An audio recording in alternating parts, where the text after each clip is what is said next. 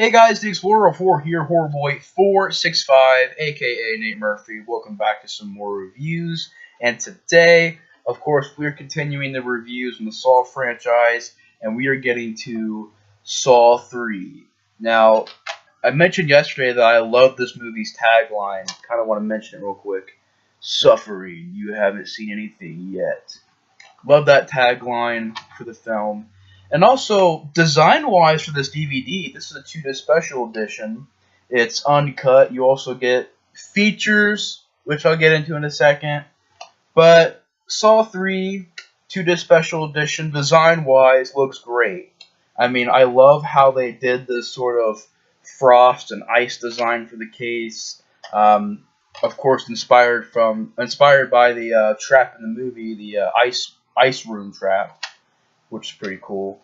And yeah, I mean, design-wise, they nailed it. I mean, there's frost in the slipcover. I just love the way it looks. And even when you take the slipcover off, you kind of get a picture like that, which is just the background picture without the text on it. So, I mean, design-wise, it looks great. You know, the discs have really great artwork to them. Here's the trap in the movie, the ice room trap, the freezer room trap. And right here, got a good picture of the pig mask on the disc. Once again, it kind of has that ice and frost layer to it, which I really enjoy. Design-wise, looks great, and it's also very cool that it includes this. Now, what this is, there's a little bit of a story on the back of it, but it is a singular frame from the film reel from Saw 3. And my number is 73,284. I'm not really too sure how many there are. But, yeah, it's pretty cool to have. It's definitely, I guess one of my most prized possessions that I have. It's just a very cool thing to have. And the frame that it is that picture right there. And when I first bought this DVD and I, opened it up and I was getting ready to watch the movie, so I thought that was very cool to have that. It's just a singular piece of film reel. And also in the back of it, it kind of gives you a little bit of a read up on, where it's from and what it is. And just a very cool thing to have. I really enjoy having it. It's just a really cool thing to have collector-wise. And yeah, so design-wise and also feature-wise, these kind of things being included, that's very cool. But when we get to the actual features of a special edition, I mean, the first movie, I thought it was an okay special edition. I mean, you got more features than you did on the regular DVD release. Saw 2 is probably my favorite one out of all three of these special editions, because Saw 2 had the features, had the extra gore, had just a great look to it, definitely a remastered look to it, and it just had everything that you would want out of a special edition. This is the weakest special edition, because literally, the best feature is a commentary by Tobin Bell and Shawnee Smith, which I listened to, and it was a very, very fun commentary. That's the best one. I mean, you also got a commentary by director Darren Lynn Bousman and actor Jay LaRose. I haven't listened to that one yet, so I can't tell you guys if it's good or not. I haven't listened to it. But we get to Disc 2. And Disc 2, there's Jigsaw's playing with a trivia game, which I don't really care for trivia games that much in these kind of things. I'm just wanting the features, Then we have a music video, which I'm not a big fan of the music video. I just didn't care for it. Then you have Choose the Death, which was interesting, but it's still not what I'm looking for. I'm looking for a making of. I'm looking for behind the scenes and stuff like that. And then we get to Looking Tortured, Makeup Effects, How to Do. And after that we have Filmmaker Faves and a sneak peek at Saw 4. That's the features in the second disc. There's no featurettes. There's not a poster or still gallery. There's no trailer gallery or teaser gallery. There's no blooper reel. I mean, there could have been so much stuff put in the second disc of this DVD, but this is a very lazy 2-disc. The movie looks and sounds great, and you do get a little bit of back info about this movie with the commentary. I think you even get more of it with the director commentary. But still, I mean, I love commentaries, but I don't listen to them a lot. I've only listened to a handful of commentaries. I mean, I'm more of a guy who wants to go and watch documentaries or featurettes. I don't really do a lot of I don't really like listen to a lot of commentaries when I turn movies on. I just watch the movies, and I know I should probably do them more often than listen to commentaries, but it's just something that I don't do a whole lot. And you do get a bit of background info from Tobin Bell and Shawnee Smith about, how they approached this movie and how the experience was making this movie. But they don't really have that much else for features in this too. I mean, this is my honest opinion on it. I don't care about a trivia game. I don't care about this bad music video. Choose a Death is interesting, but it's not what I'm looking for. Um, a makeup effects tutorial, like how to make the Amanda makeup or make the certain makeup effects seen in the certain movies. Like, I don't care. I'm not gonna do that. So it's like I'm not looking for those features. Filmmaker faves, you gotta read through it. I'm sorry, I don't want to read through. I'm lazy. Sneak peek at Saw 4. I own Saw 4, so it's like I already know what's gonna happen. And I get it because it came out and special edition, the sneak peek at Saw 4. But all these features in the second disc are kind of pointless. They're just pointless because Filmmaker Faves is like just reading through, I guess, some of the favorite parts about making this movie. And, you have Darren Lynn Bousman, you have other cast and crew members that sort of give their take on this movie. But it's a lot of reading, and I'm not going to read through that. I want a featurette or a documentary, at least a featurette. Even the first movie, yeah, it didn't really have that much stuff in the second disc, but at least it had a featurette. And then the second movie had great features, and you get to this, and it's like all the features are kind of pointless.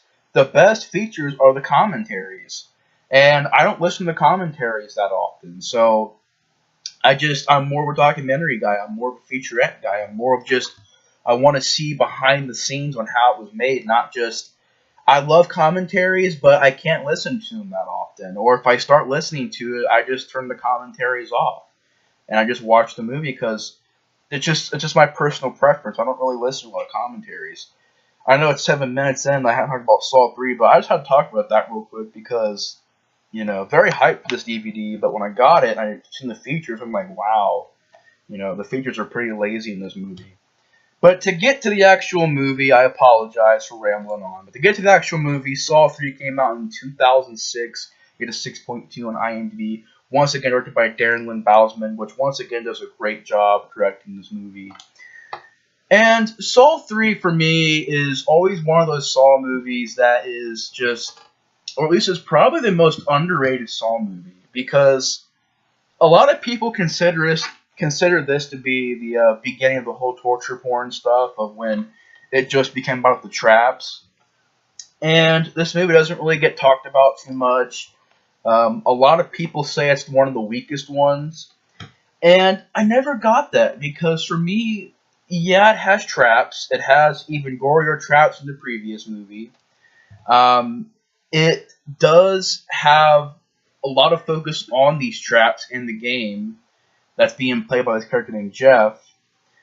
But I think this movie still has a great story. I think that's what separates the first three movies from the rest of the series. Because after part 3, for me, the stories went downhill. They weren't interesting. And it was just clearly obvious they were just doing it for the traps. Here, I can't say that. I can say that this movie has a great story. You have Shawnee Smith in this movie, which steals the show, in my opinion. Her best performance is in Saw 3. I'm sorry. I've seen The Blob. I've seen Saw 1 and 2. This is her best performance. It's in Saw 3. I'm just saying that right now. If you want to see Shawnee Smith's best performance, it's in Saw 3. She plays the Amanda character so good in this movie.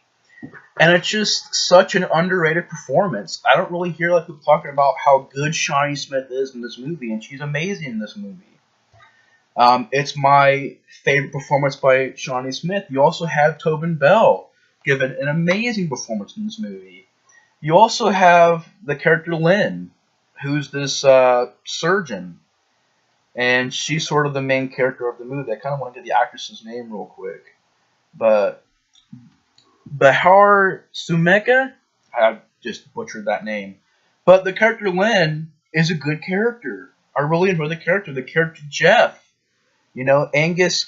I'm not going to try and pronounce the last name, but and I'm not going to try, but the Jeff character. I'll just say the Jeff character. The Jeff character is, he goes to these tests and they're not pointless. That's the thing. Like these traps and these tests, they aren't pointless. They're to help him learn to forgive people. And I think that was just explored very well in this movie. I mean, the Jeff character, the Lynn character, Tobin Bell, Shawnee Smith. You just had great characters and great actors in this movie. So I never got why so many people don't like Saw 3. And they think that, oh, Saw 3 is just, the gateway into the gore and stuff like that. It's like, no, I mean, it definitely does have the gore.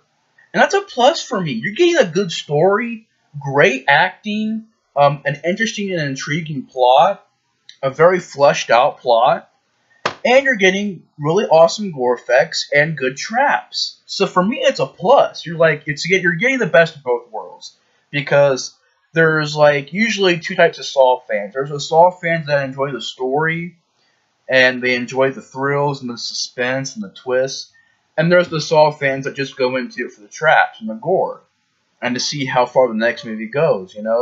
And I would say that I'm more of the Saw fan that likes the story. I like the story and the characters and the twist a little bit more than just watching it for the gore effects. Because even though the Saw movies are known for not having the strongest stories, there's still a lot of movies that I feel do have strong stories. I mean, this movie, Part 2, Part 1, the first three movies have the best stories, hands down. And Saw 3, I just feel, is just criminally underrated. It's a movie that, when I first seen it, it was probably my favorite one. And then I watched Saw 1 a couple more times. I'm like, yeah, Saw 1 kind of beats Saw 3. But the first three Saw movies are still on the same level. I would say that Saw 1 and 2 are maybe a little bit more better than Saw 3, but not by much. Maybe by just a smudge. Maybe just by a little bit, but not too much. Saw 3 is still around the same level of Saw 1 and 2. And it's just one of my favorite ones. It's definitely on my list of underrated sequels, because a lot of people don't like Saw 3, and I just don't get it, And the story is pretty much, you have Amanda and Jigsaw. They kidnap this surgeon named Lynn. She's sort of in this rough spot in her life right now. She's taken a bunch of antidepressants. She's obviously dealing with a bad marriage and dealing with a lot of stuff.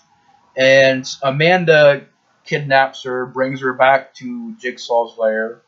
And Jigsaw in this movie is not in the greatest shape. He is very sick in this movie, and he's dying pretty much. And they put this collar on the character Lynn, and it has these shotgun shells in it. And it's rigged to Jigsaw's heart monitor. And if the heartbeat drops below a certain level, it'll blow her head off. And I just like how in this movie you have, in a way, two games going on, but not what you think they are. I really enjoy the twist of the movie and how they did the twist. But, yeah, I mean, and while Lynn's there, she has to try and keep Jigsaw alive.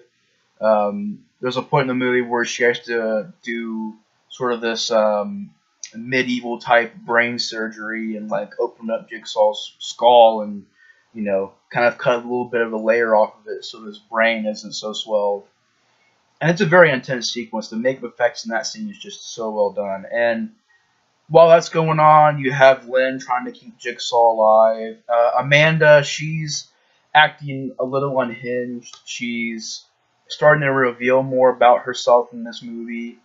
And while that's all going on, you have this character named Jeff, whose son got hit by a car. And the guy who killed his son pretty much got away scot-free. And throughout the movie, Jeff's games that he goes through, these tests, are the people who were sort of involved with his son's death. and it's all about exploring, if you would forgive this person or if you would just let them die. And I like how the Jeff character, he kind of starts off, he's a little bit unhinged himself. He, he gets to the first room, the ice room, where there's this naked girl. She's getting covered in water, and the more and more the water gets on her, the more and more she freezes. And he has to get this key from these metal pipes that when his face touches it, pretty much, attaches itself to his skin. He has to rip a piece of his cheek off. Crazy, crazy scene. And just a painful, kind of creepy idea where a lot of people say it's silly, but for some reason, for me, it's kind of like a creepy image where more and more the water gets in this girl, she becomes this freaking ice cube, pretty much. And he goes to see if she's still alive, and you see her face kind of move, and the ice breaks. And it's just for me, it just looked creepy, it looked eerie, it looked unsettling for me. Just the way that the image was, the frozen face and the face breaking, and she's still alive. Creepy image for me. At least for me, it worked great as far as creepiness and eeriness goes. It worked for me. He tries to save her, and she pretty much dies. You also have a room where the judge that pretty much gave the killer a bullcrap sentence. It's a freaking crazy, and a lot of these traps are more of just like psychological, not only psychological, but less is more. A lot of them involve not too much blood and guts. You do have your ones that do have lots of blood and guts, like the one with the freaking angel trap, where the previous cop from the other movies, I forgot her name, but she pretty much won't let Eric Matthews' disappearance go. I'm trying to see what her name was, but she pretty much gets in this trap where it's hooked into her rib cage, and it pulls her rib cage apart. That was pretty gory. You have the one crazy trap scene where this guy has these metal rings in his body, and he has to rip them out, and he pretty much fails his test and gets killed. You have the one scene where, and this is one of them that's not really too gory, but it's just disgusting, where it doesn't involve like arms getting ripped off and faces getting ripped apart. It's just a really gross way to go, where the judge at the bottom of this like tank, and these rotten pig carcasses start to get thrown into this grinder, and they grind into this gooey mush. And pretty much, if Jeff doesn't burn these things that remind him of the sun, then this judge will drown in like pig guts and bodily fluids and stuff. It's just a disgusting scene. And Jeff saves him. Jeff ends up burning his son's possessions and gets the key and saves the judge. And I thought it was a very good scene because it showed that Jeff can forgive people. And then you have this trap called the Rack, where it's a painful trap. One of the most painful traps you can see in a Saw movie, where it twists the limbs until they break. And it'll twist his arms, twist his legs, and it'll twist his head. And Jeff has to reach into this box to get this key to get him out. There's a shotgun in there. And he tries to do this thing where he untwists the key, but the string pulls back and it fires and it hits the judge and it blows half his face off, so the judge ends up dying. And he tries to save the guy who killed his son, but it ends up being too late. Twists his arms around, twists his leg around, twists his head around. Just a painful trap. Just a good makeup effects, just a horrific trap. And while that's all going on, Amanda, she's starting to get more and more unhinged until she finally just snaps on Jigsaw. She's like, "Oh, your method is bullcrap. It's nothing but bullcrap and lies." And Jigsaw is trying to tell her, to stay calm and to not snap. And she does, and she ends up shooting Lynn. And you find out that it was actually Amanda's game, because Jigsaw knew that she was a murderer.